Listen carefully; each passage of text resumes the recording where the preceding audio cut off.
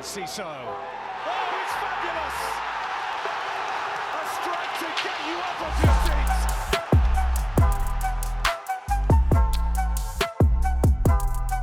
Hello and welcome to Seagulls Social, Season 4, Episode 32. We are your hosts, Ben, Ryan and Maz, and we are back, boys. We are back for a big episode. Not in the best circumstances. We're obviously out the FA Cup now, so that's not fun, is it, anyone? But, Ryan, first of all, mate, it's Friday night. How are you feeling?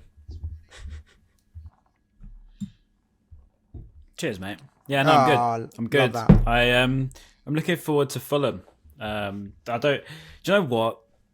Who cares? But I didn't want it anyway. The FA Cup. You know what I mean? It's gone. Like, as far as I'm concerned, it's finished. Yeah, it's frustrating. Classic birthday sort of curse, isn't it? Continues as the podcast listeners reminded me on the day. But it is what it is, mate. Like, do you know what I mean? It's not like I'm not like disheartened by it or anything. I'm not completely down, if that makes sense. I look at the league. I look at the Europa League. It's all right. We've got a lot more to play for. We've got some big games coming up. As we said off air, we've got Roma next week, of course. So I'm still feeling positive, man. I'm still feeling good. That's good. You got the Friday vibes. I like it, mate. I like it. And Ben, how are you today? Well, complete opposite of Ryan. I'm not drinking alcohol. I'm actually on water, and I'm not positive. I'm going to remain and bring the energy that I had on Wednesday night, which was frustration and anger, basically. We got let down by a Jason Steele mistake. That's how I feel. And it was a massive opportunity to go to Wembley. Missed. I mean, Coventry in the next round. Maybe they throw a shock and they could have knocked us out at home, but I would have highly doubted it. And we would have been at Wembley again, hopefully getting redemption because we lost to City at Wembley, lost to Man United at Wembley. It would have been nice to actually have that day out and potentially, well, just another day at Wembley really, but who knows what the result would be. So I just feel, I feel robbed of a trip to Wembley, to be honest. And people might say, you shouldn't overlook Coventry, but that's just how I feel. So I was pretty annoyed. I think the fallout, I wasn't surprised about the fallout, about the whole goalkeeper situation with Steele and that. It's pretty heavy. I do feel sorry for Steele because I was also part of it. I was pretty livid. I've done a couple of tweets being like, Barber-Bruggen should be number one from here on out. Still stand by that. I said that when we done our team of the season so far. Bruggen was my number one. And also, I think we done a poll on Seagulls Social as well after the game. I just want to try and find the results for that one. So 1,312 votes, 90.4% voted Barber-Bruggen as our number one. Obviously, it's pretty reactionary, but I think those results would probably be the same every day you ask that. And now I think people kind of done with the goalkeeper rotation, but also too maybe just done with Jason Steele. Maybe he's not at it at this level when we've got these cup games and you can get knocked out by one mistake, and these mistakes seem to happen quite a lot.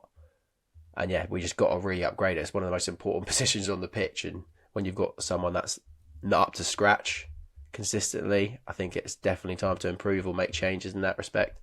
Didn't help. Sorry, this is so long-winded. It didn't help that obviously he had that massive chance at the end. Yeah, I only asked you how you were, mate. Jesus. And now we're 4 minutes in. But it didn't help that he had that massive chance at the end, because I think that people got even more annoyed at him because the chance to equalise late on fell to our bloody goalkeeper in Brighton fashion. And in true Brighton fashion, XG came back and he was our highest XG with 0.26, which was hilarious. The second highest in the match, which goes to show how shite the match was as well. So, Maz, I'm really good, absolutely knackered, and beat after that result against Wolves. Glad he's not round mine at the minute. My goodness. I mean, I tell you what, maybe you need to get back on the alcohol.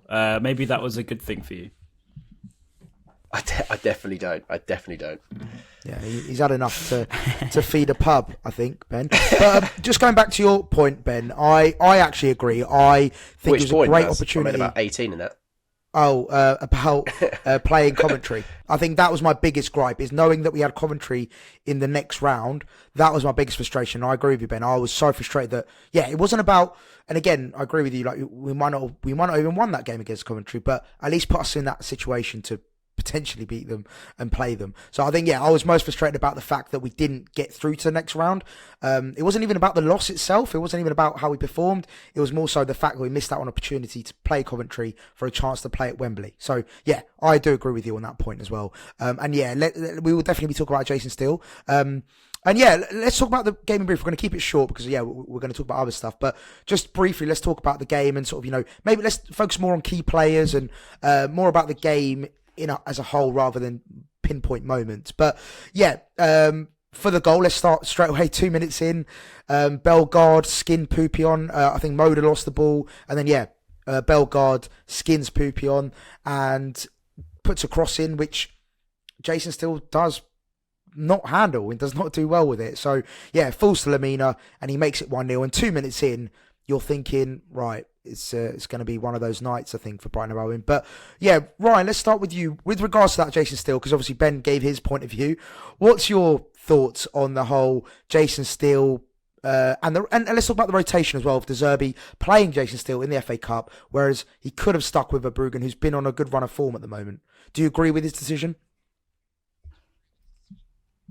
Oh, I don't. No, I thought Verbruggen should play, of course, but the actual goal itself was quite comedic timing if you're a neutral, because obviously my cousin was round. Shout out Theo, he deserves a shout. He's a nice kid, and he's a Chelsea fan, right? And don't get me wrong, he's not a plastic Chelsea fan. He does actually go to games. He's pretty Chelsea, to be fair to him.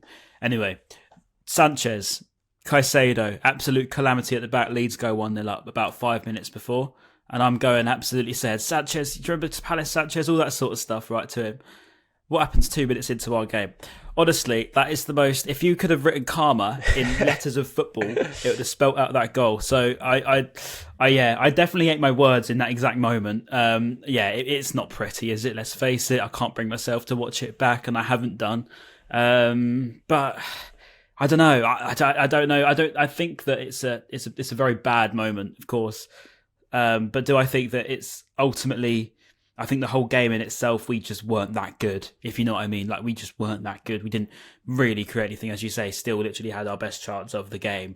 And don't get me wrong, there's a huge crisis of injuries at the moment. And I think that's we just have to feel it at the moment. And that's what it is. I think luckily, as we say, tomorrow, we've got players back. And that is one good thing. We've got, four big bonuses there with Veltman, Ferguson, Welbeck, and there's Lamptey. One other that I've missed as well now, and I'm going to be Tarek. That's the one. Thank you. So we've got some big players back there. That's definitely going to help us in terms of the overall game. Yeah, and Ben, with regards to Steele, we know your thoughts. You were very thorough in that examination, so thank you for that. So we won't get your thoughts on the Steele selection. You've made also through his legs, by the way, which made it even funnier. Yeah. And also, just quickly, because I was watching back the highlights, and there was moments with Steele, he just looked shaky in general. There was after the goal, he had that cross that came in, and he sort of flapped at it and missed it. Obviously, that back pass from Igor as well, which was a poor back pass in all fairness. But he had to slide in and tackle Bellegarde. So there was moments of shakiness from Steele in general, and I think it was unfair on Verbruggen to miss out. The other night, but De Zerbi obviously had his reasons why. But going away from that, what players impressed you? Because there was a few changes. Obviously, we spoke about Cam Poupion coming in. Obviously, Jakob Moda started. There was a few players that came in that probably wouldn't have got the chance had it not been for the injuries. Did anyone stand out for you? Just in general, it doesn't have to be out of those 2 or 3, but just in general. I mean, it was great seeing the CISO. I feel like as soon as he came on was an instant impact. Another instant impact was Danny Welbeck. I feel like we looked like we were going to score when he came on the pitch. That was the best probably moment after he came on. Barco, that was so exciting to see him play. I'm sure we'll talk about him and his potential. Yeah. Just quickly on Barco, it was quite funny because obviously, and Ryan, you would have been at the press conference and you would remember De Zerbi's comment saying that Barco's, far away from the first team. He's not going to get an appearance. And then you see him pop up with 10 minutes to go. And I did enjoy that. I thought it was quite funny from De Zerbi saying he's far from it. Yeah, is he joking when he does that? Or is he just all of a sudden going, oh, actually, no, we do need him. Let me throw him in the mix. No, Yeah, I mean, Ryan might know more than me, but... Or was he saying, maybe he actually believes that he's not ready, but obviously he's like, well, I have to play him because we've got an injury crisis and we need... I think that's more it. Yeah. Maybe that'd be why, but I don't know. But yeah, it was good to see him. But yeah, Enciso, instant impact. Got fouled like 3 times in quick succession from Sarabia and was just causing them problems straight away. And he looked sick as well. Those small shorts, gloves on, short sleeves, just looked the part, and yeah, repping that number 10 well. Yeah, no, definitely. And Ryan, just on the whole Barco situation, and of course Enciso looking good as well. Yeah, can you give us any insight as to maybe why Barco did come on and play when De Zerbi said he wouldn't? I think De Zerbi was more managing expectations of fans more than anything. More than, if he comes out and says he is as good as he is, it's going to be one of them that everyone's going to put too much weight on his shoulders. He needs time. He's going to be like Facundo. He's going to be like Enciso. He's young, so he's going to have a lot of time. I think he did get asked today in today's embargoed section, and I'm really sorry for forgetting who he said it. I think it was Darren Howard, so I'll give him the credits if that is right. But Barco today, obviously this will go out after embargo's over anyway, but I would say he said about him again, and obviously said he's played 20 minutes, he played well, 15, 20 minutes, he said, but let's face it, he's still going to have that time. He's still going to have that sort of settling in. So, yeah, he's a great talent, mate. He's so exciting. And it's probably one of them that I've been dying to see, like a proper skillful techie player that sort of knows where to go. And I think that's really good that we haven't really had someone like that. He's a bit different maybe to what we've had before. And on Enciso, actually, funnily enough, I said about Enciso today. And again, it was a similar sort of thing. Again, this will come out after embargo, so it's fine. And he said again about Julio, he said he's really good. He's really happy for him. He's really proud of him. I think he said a couple of weeks back that Julio is the most dedicated player or the most motivated player in the team, in terms of he just wants to go. He wants to go. He's so motivated. And obviously to have that in his skill set, mate, to see him back, as you say, Ben, he looked like he was coming back as a senior player now, whereas we probably looked at him maybe a little bit as a youth raw player.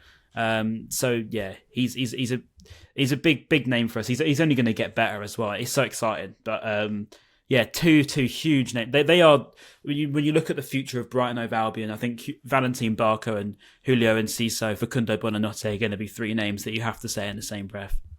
That's mad, isn't it, to think? Do you think, obviously Barco wearing number 19, I can't remember if we spoke about it in the last episode, do you think Sarmiento's time now at Brighton is done, or am I looking into a number situation too much? I personally think they're very different players, and I don't think they'll be utilised in the same manner. I could be well off it there. But no, I guess it's more just, not as in they're the same player, but more as in where does Sarmiento fit in? Who does he start ahead of? Where is he in?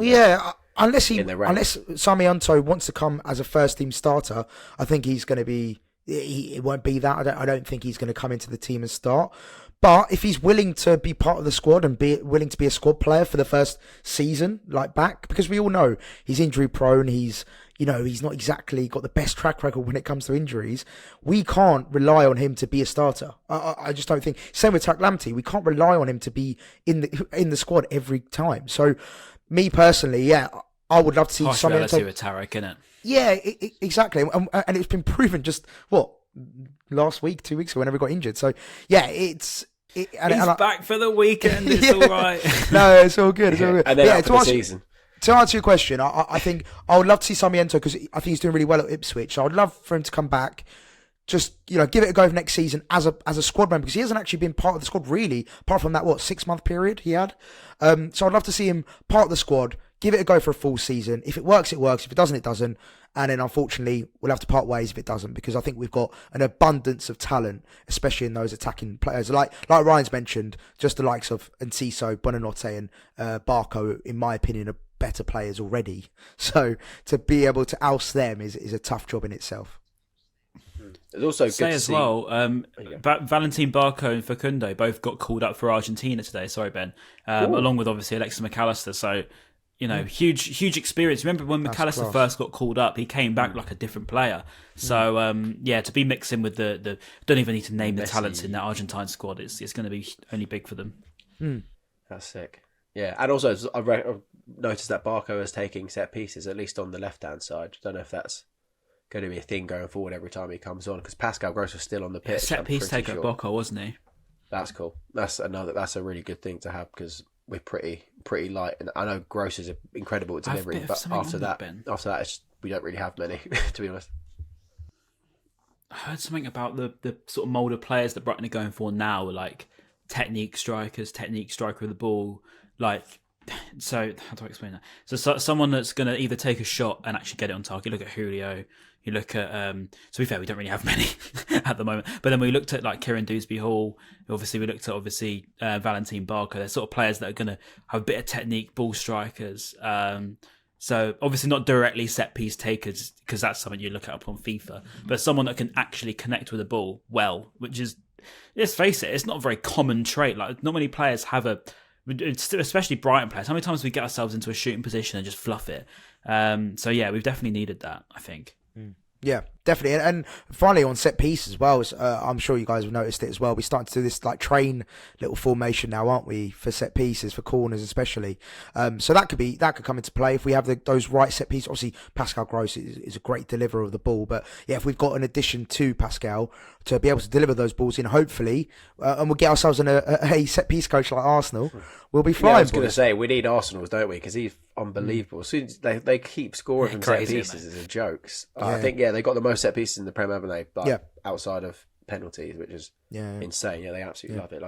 Like, we should do it. Like, we got some big players to aim at. Van Heck and Dunk should be very threatening in the box, but we just don't seem to be able to utilise them. Yeah, and then just quickly, Barker on pens as well. I don't know if you saw his penalty. Sorry, Bans, for his penalty at Boca. You is see it? His technique is mad. Like he walked up. You know the typical. Who was it used to do it? Was it Pogba? Very bad tie with Pogba actually.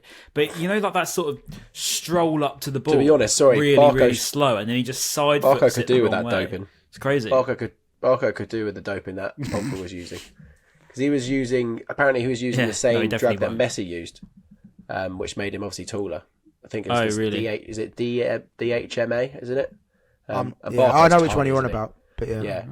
So hopefully we can sneakily get Barker some, because he's quite soft. Didn't know that. Yeah, sorry, I'm joking. Yeah, just inject him. Yeah, that would be mad actually, seeing Barker step up as our penalty taker. And also, if that does happen with a silly run up like that, people are just going to get wound up by that so much. I can imagine, especially if he misses. The old Brighton boys will be like, "Fucking hell, just take it properly, run up there, and put your foot through it." Neil Maupay part 2, hopefully. Fingers crossed. But a better player, with respect.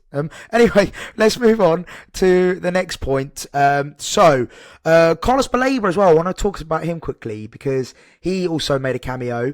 And he got a bit of stick from our fans I saw online. A lot of people saying that he didn't really step up when there was an opportunity for him to do so. Again, I just want to start with you, Ryan. Do you think that criticism is warranted towards Baleba, and how do you see Baleba's development going this season? Just needs time. Like, I think I covered Baleba at the beginning of the season. Like, you got a player that's come from abroad to replace someone that's just gone, that's so significant in Caicedo, McAllister, as we knew was going to be so hard to replace. So we needed a ready-made replacement. We needed an experienced player. We needed to be boring and maybe spend a little bit more money. But we didn't. We went for our traditional thing. But as I said in the past, you've got Bissouma was ready to step up, and then Bissouma's gone. You've got Caicedo ready to step up. We didn't really have that. So he put too much trust probably in someone that wasn't even starting games for Lille. I think he's 19 when we signed him. I think because he looks a bit older than he is, because he's quite big, isn't he? He's quite broad. But he's just a kid. Like, he's just a kid. I've seen him in the training ground reception watching TikTok on full volume. The kid's literally a kid. So he's all right. Like, he's just chilling and he's waiting for his taxi. But yeah, I think it's just, these players need time, mate. They're very young. They're very, very, very, very young. And I think people sort of forget it. He's 4 years younger than I am. And that's a bit scary in itself. I mean, when I was 19, I just started this podcast. So again, look at the first ever podcast episode against this one. Funny. I'd like to hope I've changed a little bit since then. So, it's just time, mate. It's just time. I think the same thing applies, Maz, with Ansu Fati. I saw a lot of... I didn't agree with some of the criticism I was reading on Ansu. And Evan Ferguson as well, Ryan. Evan Ferguson again. Mate, kid's 19, one of them's 20. Ansu's come with a big name, I get it. He's come from Barcelona, he's had a big injury. Mate, I don't know if you guys saw that thing with Venio, but it's quite close with Ansu Fati. He's literally one of the softest guys, and he reads his own name. He's really sensitive. So he's one of them. He needs an arm around him. You see him around De Zerbi's for pasta, right? Because these players, some of them need a bit more of an arm around them. They don't want to see all that stuff. They're not quite as ready to take it as some are, which is probably why you see he's gone from Barcelona to Brighton. It's a huge step down. Of course it is. There's no denying that. So part of me some thought you were going to players say like it's a him huge need a bit step of up then, a for some arm. reason. Massive step up, mate. We're a huge club, as big as Barcelona. But no, that's what I'm trying to get at anyway. I'll stop waffling it. But yeah, that's it really. I think that you just need them. Young players need time. It's essentially what it always will come down to. Let's face it, it's only been 8 months since we were talking about this at the beginning of the season. Not even that. Yeah, and just a quick brief one from you, Ben, on this. The likes of let's focus on the more the ones that may be out of form or looked at as being out of form, like the likes of Ferguson's, the Belabers. And would you put, like, for example, Moda in there? Moda's come back and hasn't exactly set the world alight since he's coming back. So, yeah, that kind of group of players that are maybe in the middle at the moment in terms of form, what do you think needs to change? What needs to happen for them to maybe hit that form again? I mean, a run of games, I guess you can't really expect Moda to just be chucked in there and change the game and carry us to the next round of the FA Cup, to be honest. Although that would be nice, and I know he had a chance, but he just needs a run of games. I imagine his match sharpness is in the mud. Like, he's just been thrown in there after not playing for 1.5 years almost. It's insane. You can have like 2 kids in that time, almost, I think. And he hasn't been playing football. What a weird analogy. That just reminds me of that Dylan White meme. That Dylan White meme. He's like, what a weird analogy. Go on, Ben. Yeah, it's not really relevant though, is it? But yeah, no, it's I don't know. It's just, you can't really expect too much, can you, from players that are just being chucked in all of a sudden. Although you would like to think that Baleba could hopefully find his feet sooner rather than later for the sake of the team. But again, it just goes back to our transfer policy. This is going to happen with the team when we have injuries and these young players come in that we're going to have to rely on. We always want that instant signing, like a instant impact, an instant replacement for Caicedo, but it's not going to happen, unfortunately. Although, saying that, apparently there's all those pretty trustworthy sources saying that we are going to be heavily backed in the summer. Bloom wants to really solidify us as a top team in the Prem. So if that is true, then that'll be unbelievable if we can actually use that money. There's no choice. If we have that money, we've got so much money surely to spend. Todd Bowley's given us 225 million now. After all these youth players that Zach Sturgeon, the other lad, have gone. I think that was like 7.5 million for both of them. 225 million. Where is it? Where's that money? Just go and spend it. That'd be great. And then we won't have these issues, and we won't lose to Wolves in the FA Cup. We'll be going to Wembley. And Ryan, just quickly from you. No, I agree. I completely agree. I completely agree. And I think that's what it is. Don't get me wrong, I don't want us to just spend money for the sake of spending money. You've got that problem of having players on too much wages. Sometimes money isn't equivalent to success. Of course it's not. But at the same time, it's numbers, it's players, it's things like that. De Zerbi said again today that it's that he said in the summer he was dreaming on the beach, right? He said I was chilling. He said I'd sunbathing. He said, and I was thinking Karim Mitoma, Solly March, João Pedro. But now he's going to finish the season with none of them, pretty much. I mean, João Pedro might be back after the international break. But do you get what I'm trying to say? So you've got 3 players there that are top class, but we've had to replace them with players that are young, that aren't ready. And I think until we get it in our heads that we're not going to be the team that we were, it's the better. And I think we're actually playing... I think this is a better season. We're doing better so far this season than we are last. 100%. And I don't think people quite get that in their head. We are doing better this season. If we get into the top 8 this season, that's a better achievement than finishing top 6 last season. 100%. Yeah, and the fact we've even got this far is a massive achievement. With what we've got, mate, it's a dream. I don't think people quite appreciate it enough because of what we lost. And to answer your question on what do these players need, they need to play in a team of experience. Because we can't just put a bunch of young players in together and expect them all to play straight away. They need to be balanced, and they don't have that balance. They haven't got, it's a bit harsh, really. So that's what it is. Love it. Well, let's move on. I've got 2 more points before we speak about Roma. So the next point I want to just quickly bring up, and I think we're guilty as a podcast that obviously, of course, we're a Brighton podcast, but we don't really talk about the opposition as much. But I just wanted to give credit to Wolves because they are on a good run of form at the moment, and Gary O'Neill is doing a fantastic job of Wolves. And there was a few players the other night: Neto, Bellegarde, Tommy Doyle, who won man of the match, all stood out for me. And I thought, they look like a very good side. So my question on this is, and we'll start with you, Ben. Gary O'Neill. Again, I don't want to go too much into it because we are a Brighton podcast at the end of the day, but just quickly, how impressed have you been with his, the way he shaped? Because I think we've always had a good success against Wolves, usually. We like to play Wolves, but they were tough to beat the other night. And, if you look at it on the balance of it, we would definitely maybe deserve the draw, but Wolves came away with a win and they defended resolutely and came away with the win. So, quickly, a little bit on Gary O'Neill. I mean, you'd be weird to not like him, I think, unless I guess you're a West Brom fan. It's class. I think what he's done is incredible. I think the reason why Lopetegui left was because of the whole money issues, wasn't it?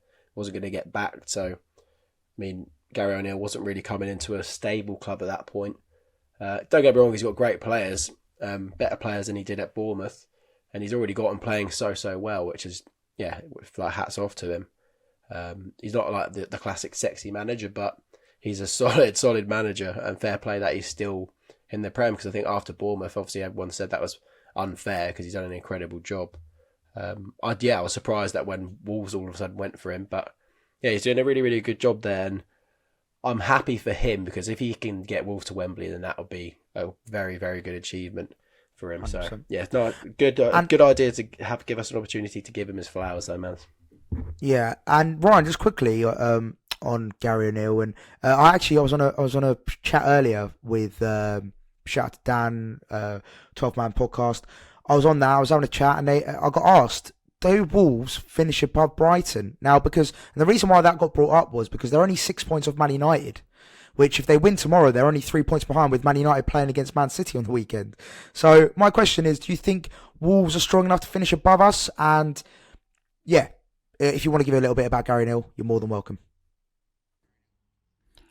Well, if you're a Wolves fan, you like to hope so, wouldn't you? I mean, if you can't get above a team that's full of 18, 19-year-olds, you've got to be wondering what's going wrong.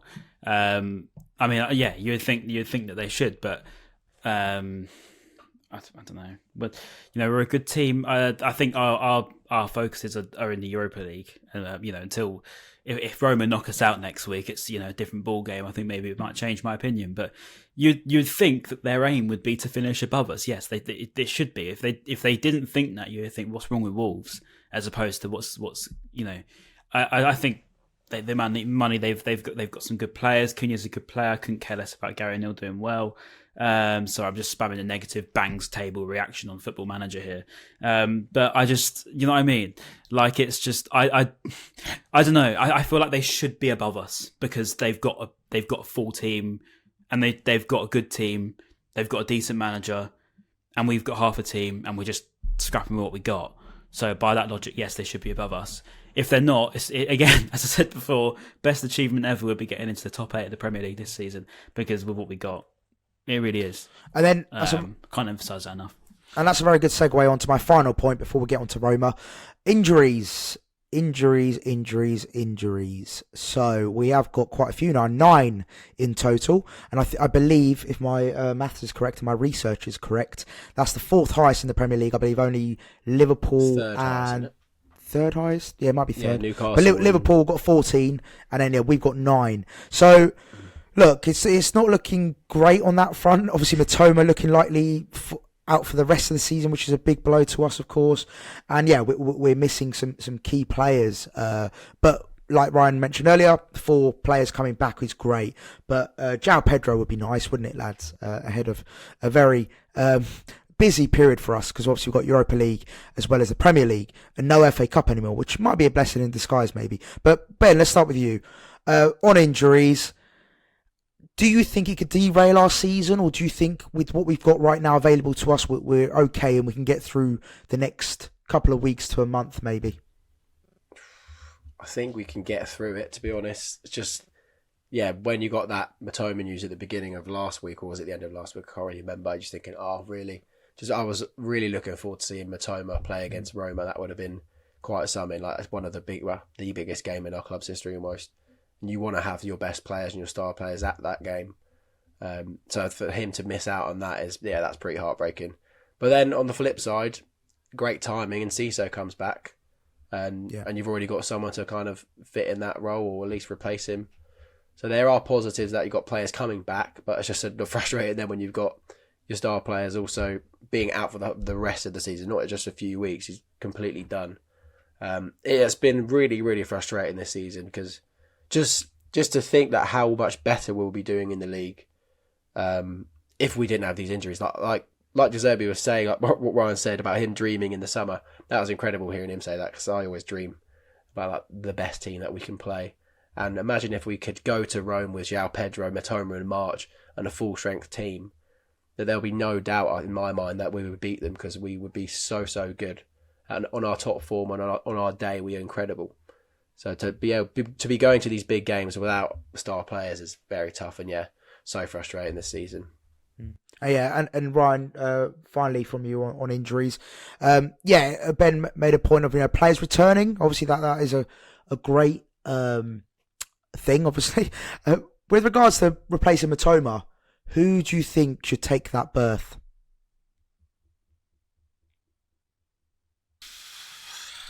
Well, you got Ansu, Julio. I think it's difficult, isn't it? Obviously, Adingra goes left as well, is better there.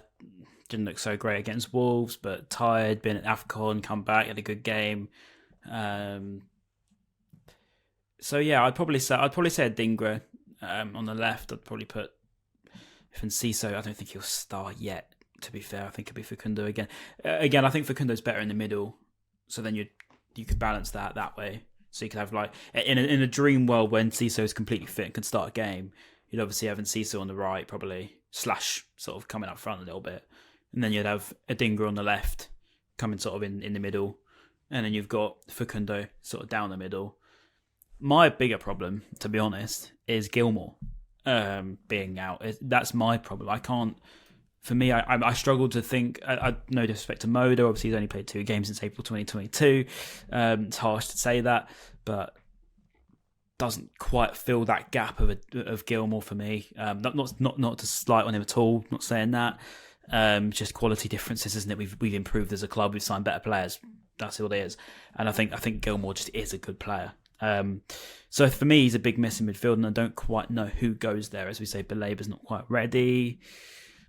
So that's for me a bigger miss at the moment, because I trust the young boys to go and put on a show. You trust in Ciso, you trust Facundo, because you're just going to put your faith in them to do it. And if they don't, we got Benicio, we got the next crop. That's what's good. We have got a good sort of young crop of players, if that makes sense. Yeah. Hungry. A factory line of players coming through. I like it. But boys, but no Caicedos. No Caicedos, yes. That is a very depressing point there, Ryan. So thank you for that. Right, let's move on, shall we? Look at Kobbie Mainoo, mate. Kobbie Mainoo, yeah. Should we just sign? Need someone like that, a proper... But you know what I mean? You need that.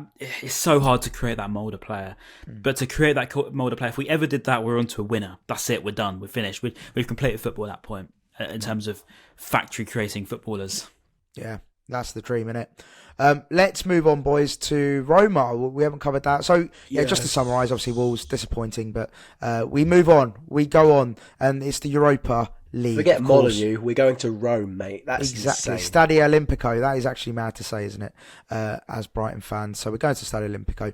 But let's talk about that. Let's react to the draw. Ben, you have booked your tickets. You've got your match ticket as well. Flights, everything's sorted. How on God's green earth have you managed to get a flight out there, mate? That's what I want to know. A lot of money. I don't want to say, but it was a lot of money. I just bit the bullet. I'm going from Stansted. That's what put me off. Yeah, sadly. But it is, I'm not going to say the figure, but it was a lot. You could go to Dubai and back, and then America, and then back into Australia for the price that I paid for a flight. But it was more of a YOLO moment. I was chatting to Maz at the time. I was like, should I do it? And it's just like, YOLO, fuck it. If when we're catfishing and bottomland concerts, when we're old and wrinkled, and we'll look back on times, I think to say that we've been and done, I would have had massive regrets probably if I didn't do it. And it's incredible. Like, to get Roma is insane. I mean, it was Milan and Roma probably like the two. What do they call them? The ties. What were they? What did Glenn Murray call it on the Brighton podcast? What wasn't the sexy ties? How would you describe the Milan and Rome as the ties you could get?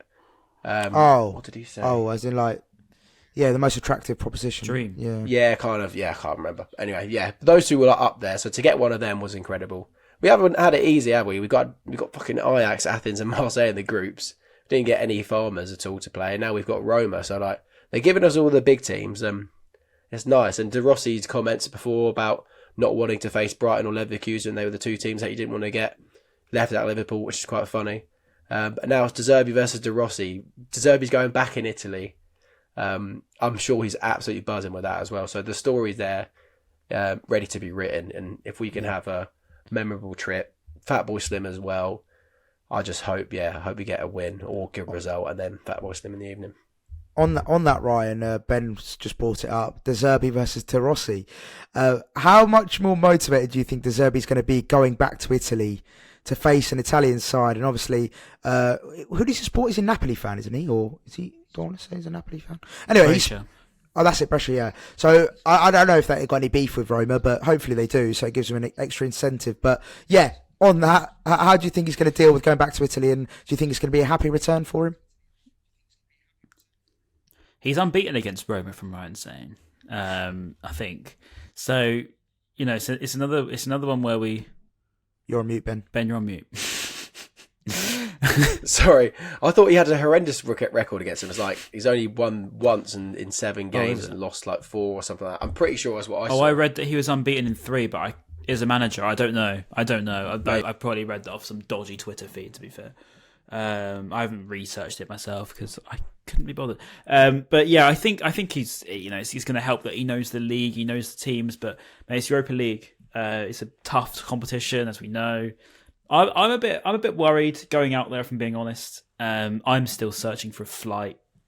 As far as I'm concerned, I should be there, but as I don't know. It depends on the flights because I'm not spending my life's wages on that because I just can't justify it. But until that happens, maybe I'll get a YOLO moment like Ben, and maybe I'll go see the fire that is De Zerbi against De Rossi because the good thing for us Albion fans is that the returning fixtures at home.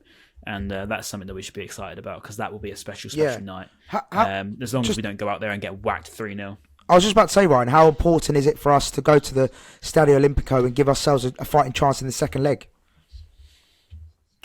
Yeah, just go there. Draw 0-0, 1-0 win if we can nick it. I mate, anti-football. I'd happily go out there and be Sean Dyche FC, park the bus. Like if it's necessary. Just get by that 90 minutes and get a goal if we can. I know that won't be Brighton. We'll go there to win. We'll go there to fight, and that's it. But I'd like us to just come back with something and not concede too many goals or look a bit shaky.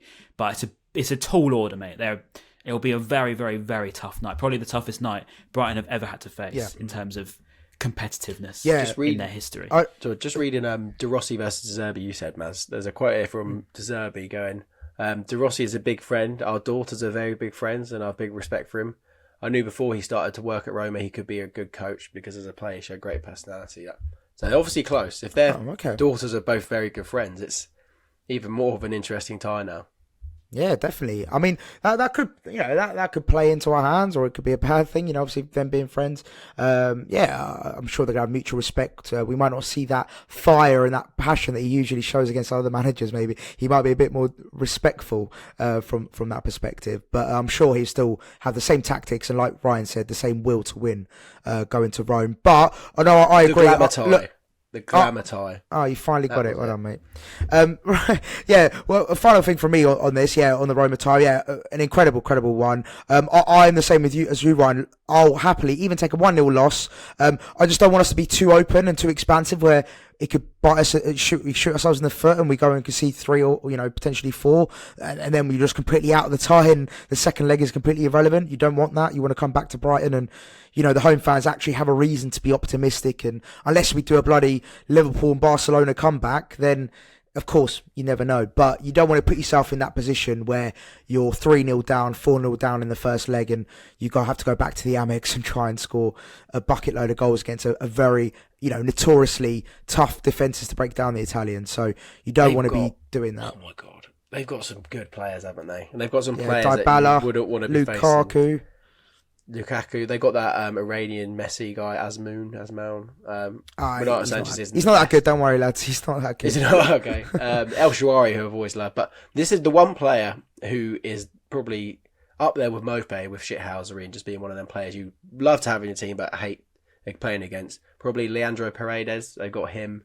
Hassan Mawar, who's a bit of a technically gifted midfielder, was always linked with Arsenal. Lorenzo Pellegrini, I'm pretty sure, is their captain. He's unbelievable in midfield. So, yeah, they've got some sick players. I'm quite nervous now looking at their team. Yeah, it's going to be a very interesting tie, and all 83 plus on FIFA, so Ben's now yeah, they got a good rating on FIFA, so Ben's on it. Right, boys. Always a pleasure, never a chore.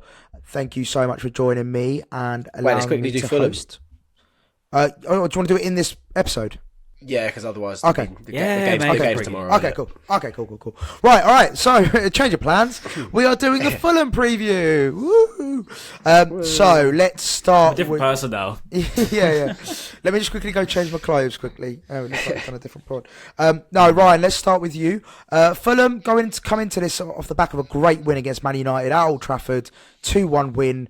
Alex Iwobi scoring a last-minute winner, so they're going to come into this full of confidence. Does that worry you? Coming off the back of a good result? Yeah, it does.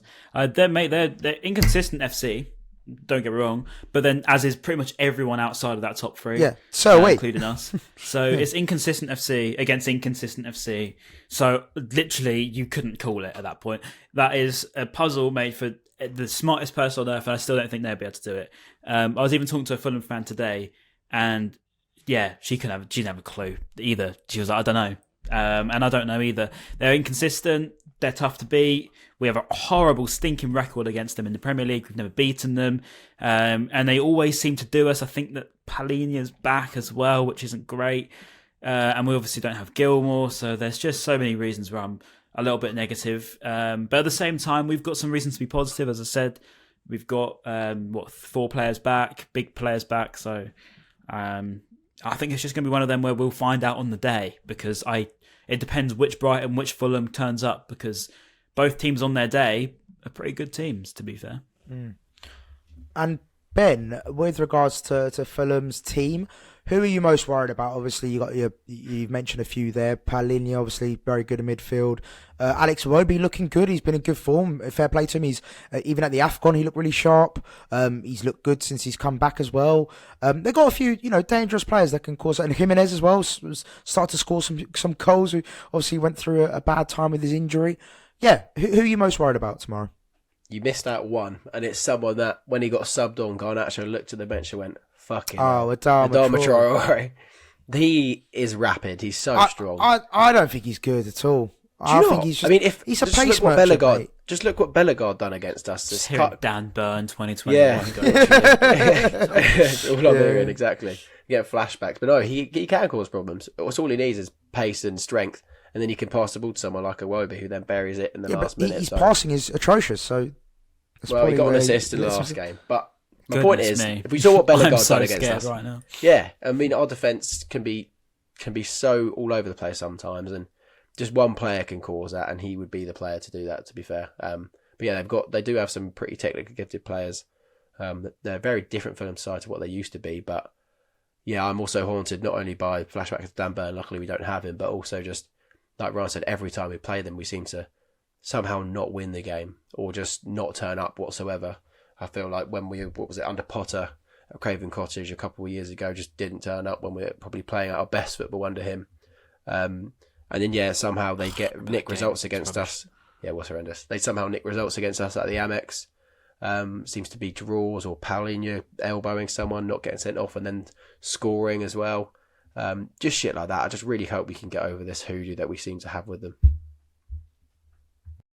And with regards to the game then, how do you see it, and Ryan, if you want to kick us off, how do you see it panning out? How do you see this game going? Is it going to be a tactical battle? Is it going to be a physical battle? Is it going to be a boring game? Is it going to be an exciting game? What are your thoughts? It's going to be Brighton Fulham. And I'll let that one sell itself as it is, because it's a pretty pants then. It's going to be Brighton do well. It's going to be Brighton do well for a bit. Fulham do well for a bit. It'll start raining, Fulham score. And then it'll stop raining, Brighton do a bit better. We'll have a few chances, we'll think we're all right. And it'll start raining again, Fulham will score. Do you get what I'm trying to get at here? It's going to be like that. And that's always the same. As far as my memory goes back, since the Craven Cottage Lewis dunk moment when Anthony Knockaert was through and it was saved by Button on the rebound from Johnny Cantor, that's the last good memory I have against Fulham, because I can recite it like that. But when I look at pretty much every game since, I don't have a good memory. And I don't mean good memory. I mean, I literally don't have a happy moment in any of them times. So I would be very surprised if that changes tomorrow. Am I going? Yes, of course I am. Did I say I'd ever go there again? I said I'd absolutely not. But it's what you do, innit? And I'll see you on Putney Bridge, disappointed as always, trying to get home as quickly as I physically can. Walking through that forest after a 3-0 defeat. Can't wait. Yeah, unbelievable scenes. Well, all right. And then on that note then, on that depressing note, Ben... I'm sorry.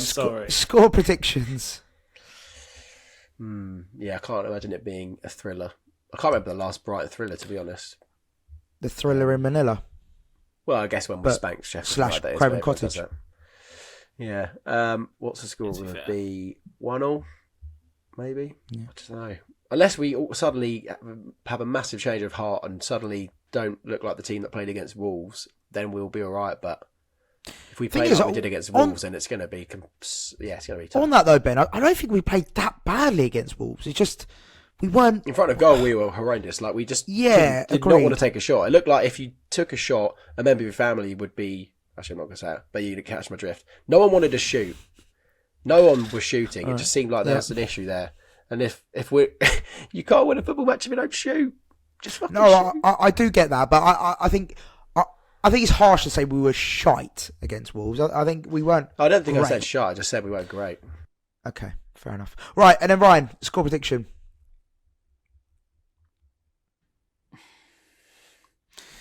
I spoke to Albion Animated, Gaz.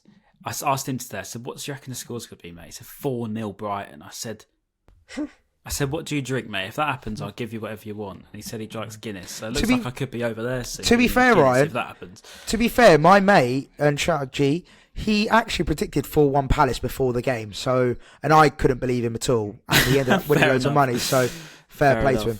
Oh, 4-1, yeah. Well, I could be a bit Guinness down on him by tomorrow, but if it happens, fair enough. But I still would be surprised. I think maybe the 1-1 does look good, Ben, if you're a betting man. I'll back the boys. I always do. I always say we're going to win, because what's the point of saying we're going to lose? No point going, is there, otherwise? But I'll say we're going to win 2-1. It's a boring scoreline, I know. In fact, no, I'll say 2-0. I'll say 2-0 because luck's got to change at some point, innit? Like, I think as long as Verbruggen plays, sorry, not to disrespect still, but as long as Verbruggen plays, I'd like to fancy a chance. We are a good team, let's face it. So yeah, 2-0. And I'm going to go with 1-0 Brighton, just to be positive, but deep down, I'm not positive, because it'll be our first ever win, as Ryan said, in the Premier League against Fulham, which will be huge. And then final question, boys, really quickly. In regards to the starting lineup, we touched on it in the pod earlier, but in the starting lineup, to replace Gilmore and to replace Mitoma, Ben, who do you want to see start the game? I would actually like to see Baleba start over Moda. I think I have more faith in Baleba being a game changer than Jakob Moda. I'm still living off Balaba's performance against Liverpool. That was incredible. So there is a player in him, and he can do it. Hopefully, he can do it against Fulham. So yeah, Balaba and for Gilmore would be my option. There's a bit more physicality in him. 6 months ago, man. That's a long time ago. And Matoma, Ben. And who? Who are you playing instead of Matoma? Oh, yeah, fair reaction. To be fair, who? We haven't seen him in about 3 months, so it's very valid.